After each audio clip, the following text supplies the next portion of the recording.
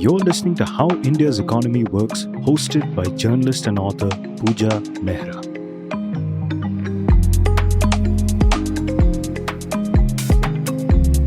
Hello, I'm Pooja Mehra. That Bihar is poor is well known, but how poor properly isn't. Bihar is so poor that its economic indicators and standard of living are comparable to sub-Saharan Africa. Bihar accounts for 9% of India's population, but less than 2% of India's GDP. Its annual per capita income is just 60,000 rupees, which is the lowest in India and comparable to that of Liberia, one of the poorest African countries inflicted by civil wars. The unemployment rate in Bihar is 13%, or thrice the national rate of 4%. For the 15 to 29 years age group, this rate is 31%, thrice the national level of 10%. The public discourse these days is dominated by how India must aspire to become a developed country. But for that to happen, Bihar will have to be given special attention because nearly every 10th Indian is from Bihar. My guest today is Dr. Prachi Mishra. Prachi is Professor of Economics and Director and Head of the ISAC Center for Public Policy at Ashoka University. Before this, she worked at the IMF in Washington. She has also worked in the RBI and Goldman Sachs as India Chief Economist earlier. Prachi has just written a column about how much Bihar is lagging behind other Indian states on pace of development. I asked her to explain why we see people from Bihar all over India working for such low wages. Construction sites in Kashmir, the farms in Punjab, factories in Tamil Nadu. People from Bihar can be found working for really, really low wages in just about every place.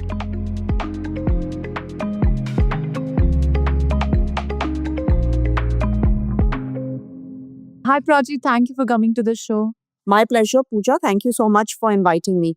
Prachi, we always read you and all my conversations with you is always about the macroeconomy. But today I've invited you to speak on a subject which I think at some point or the other, everybody who's interested in the economy has thought about, and that is the economy of Bihar. And I'm asking you about this because you wrote an excellent piece on the economy of Bihar.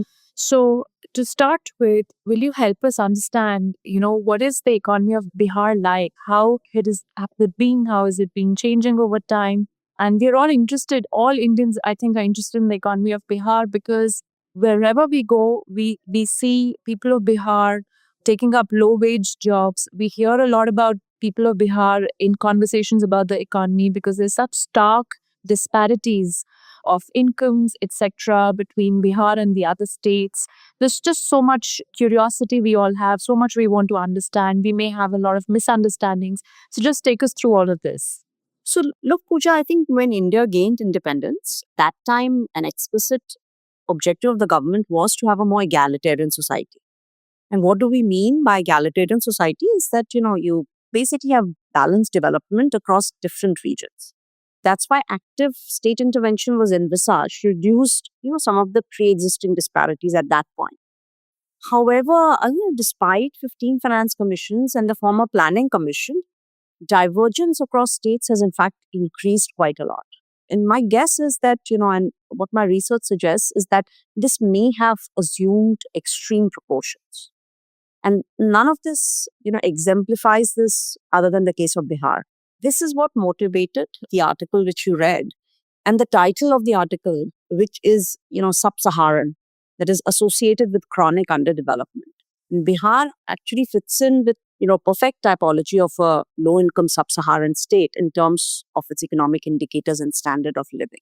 You asked an important question, why do people migrate? This huge literature on migration, international, subnational, and it's well established that migration is determined by both push as well as pull factors. So push factors, what is pushing people out of Bihar could include low earnings in the home state or country. The pull factors includes, relatively higher earnings and importantly, network effects, which help fructify the intention to migrate. So relatively higher earnings in the destination. So like if I'm a migrant, I would evaluate, whether the earnings differential is enough to cover the migration costs and importantly to also send remittances back. So basically all these factors, operate in the case of Bihar. So if you take the case of a driver, right, a lot of, as you mentioned, we see people from Bihar all over India working for low wages. So if you take a driver, if even in the capital city of Patna, would be earning about 11 to 13,000 per month.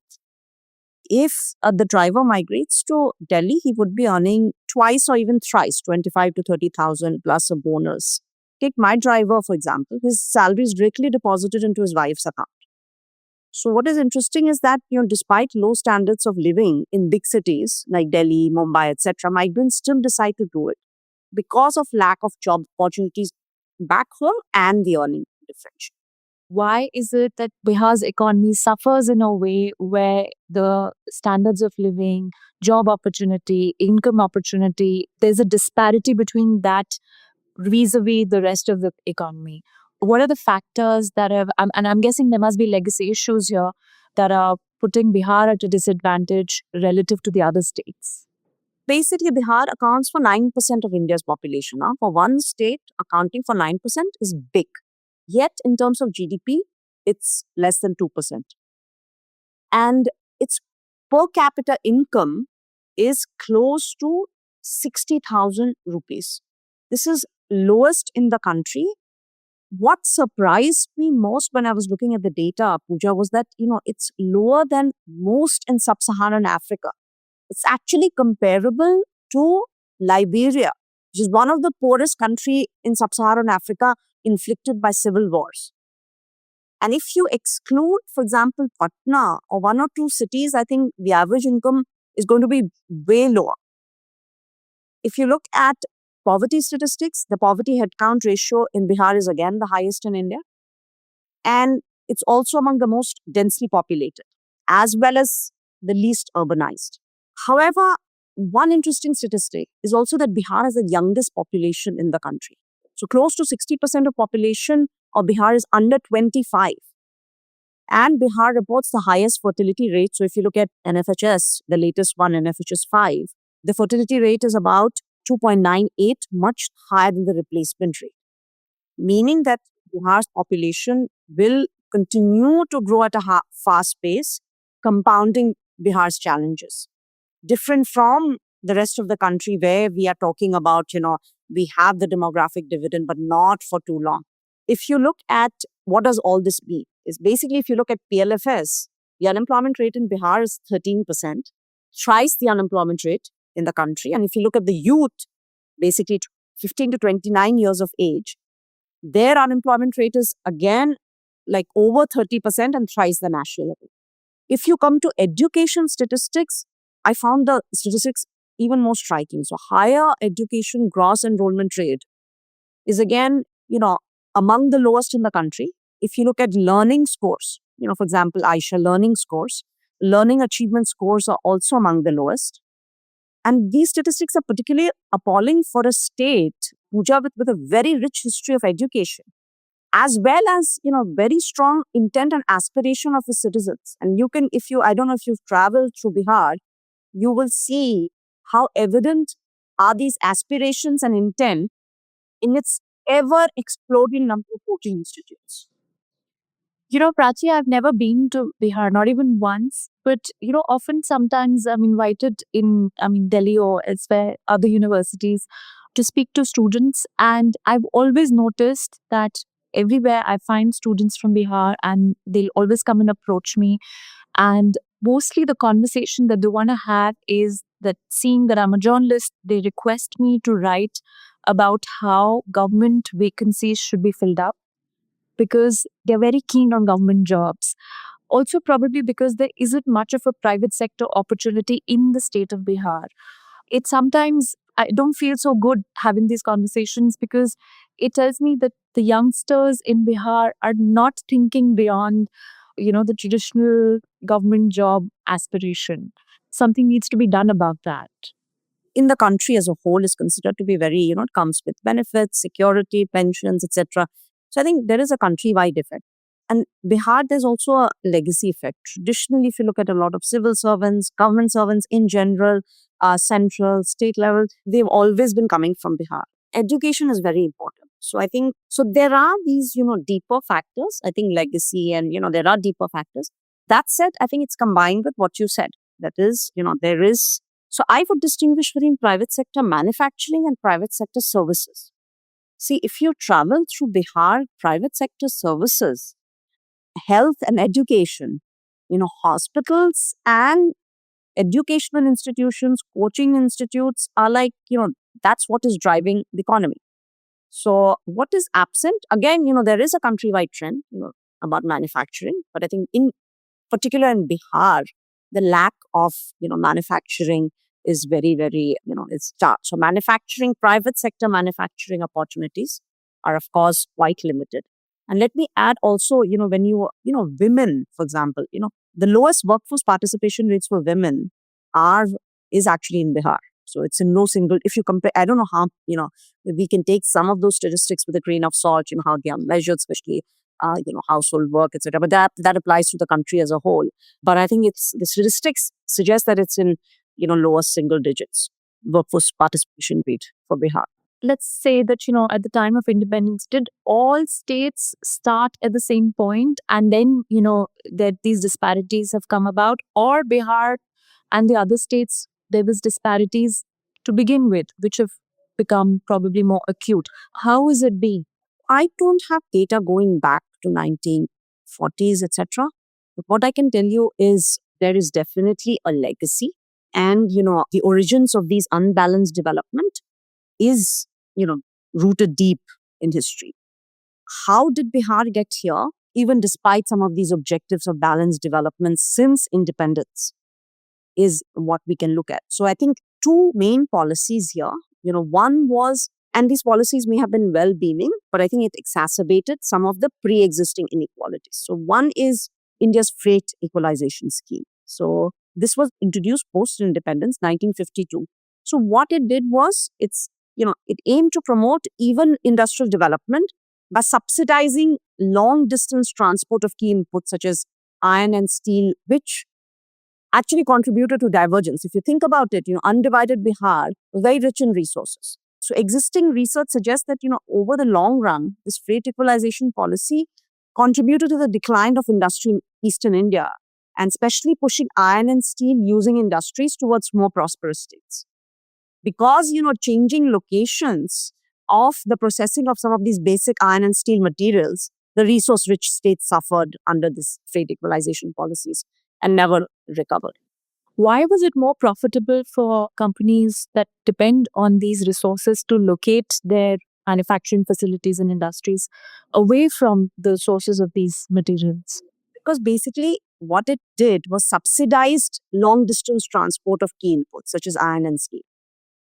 So if you are in a state which is a western state or southern state, you could, in a very subsidized way, you could transport these essential resources. So if this subsidy had not been there, companies would have to relocate to, closer to eastern regions. So that is there's existing research which suggests that, this could have contributed, some of exacerbating some of the divergence. And typically, pushing iron and steel using industries towards already more prosperous states. The second is the Green Revolution again. So Green Revolution also, the benefits of Green Revolution bypass some of the eastern states because, it was basically states which were already heavily invested in agriculture infrastructure like Punjab, Haryana, and also some of the input subsidies and output price support and procurement policies aided, these already agriculturally advanced states to boost agriculture production. So this completely bypassed eastern India where Bihar is. So I think these are the two key policies I can think of, which perhaps, exacerbated some of the pre-existing inequalities and the pre-existing divergence which existed, at the time of independence. And the goal of our forefathers was finance commissions with planning commissions to neutralize some of these pre-existing inequalities. Is there anything that the state of Bihar can do? I mean, what I'm trying to say is, if you were to advise the finance minister of Bihar, what is the policy agenda they could follow to correct some of these biases that have been introduced by national level policies so that some of these economic disparities that we are talking about can be addressed? I think before going to, what can they do? And it really, this is something I'm thinking through, these are not easy questions. But one thing that strikes me even more is that Bihar continues to significantly lag other states. And its divergence with other states has increased over time. So this has struck me even more. That is, if you do simple calculations, even to catch up to Orissa, Bihar would need 17 years. If we want Bihar to catch up to all India average and Gujarat, forget about it. I think we need really, doubling, tripling of growth rates in nominal GDP per capita to have double-digit years of catch-up. All India average and also with faster growing states. Because, the other states also, if you want to catch up in convergence, the other states are also growing. So, that makes the catch-up even harder. I think the latter seems to be very, very, far-fetched in Bihar if you look at the statistics now.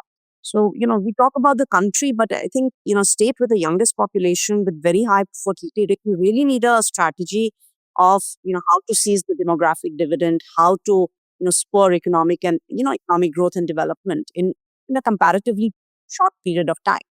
So again, human capital, I think, and perhaps, large-scale trading. Internationally, we know that if countries have grown for a sustained period of time, I think trade has really been important.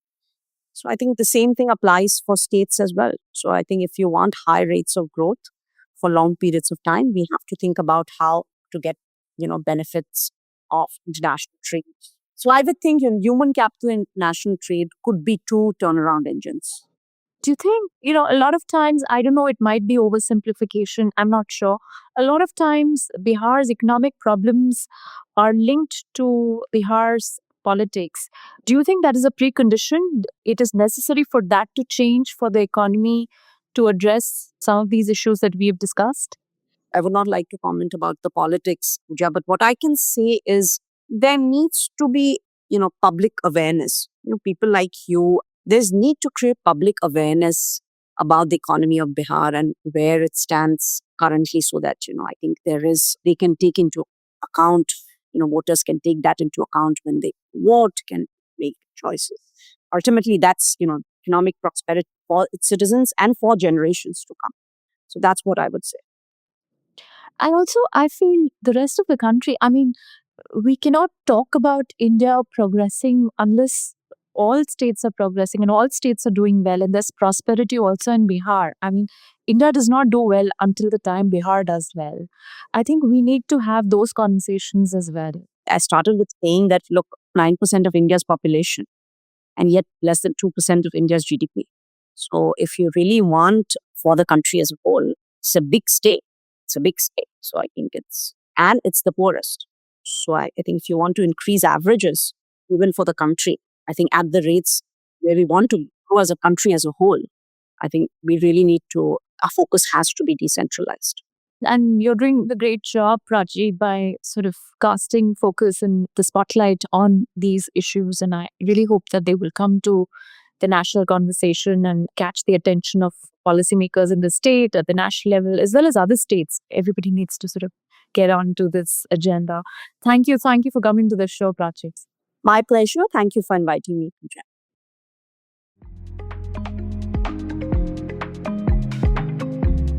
You've been listening to How India's Economy Works, hosted by journalist and author Pooja Mehra.